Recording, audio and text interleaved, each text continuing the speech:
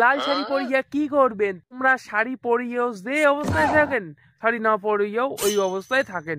তার বদল শাড়ি কিনতে তোমার টাকা লাগবে, টাকাটা তোমার বাঁচি যাবে, তার বদল তোমরা এমনি খুলিয়া বেড়ান পারা।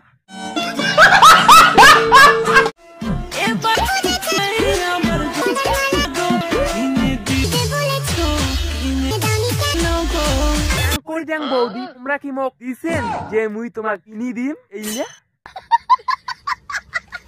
বৌদি, এলা দে, পরে কালী পূজা আসে লাগছে না, কালী পূজার সময় এলে সত্যি কিনে দিন, বুঝছিস তো? তোরা জোড়া কিনে দিন তাও। আর এলা যদি দিস তাহলে তুমি কিনে দিন, আর এলা যদি না দিস তাহলে তুমি পরে কিনে পাবি না, বুঝিস নি? মোটো তো মানে ইয়ে হয়েছে না, টাকা তুমি কিনবি না, এলা যুগ টাকা দিস পরে তোরা কি ভাবছেন? যেটা ভাবছেন ওইটে ওইটে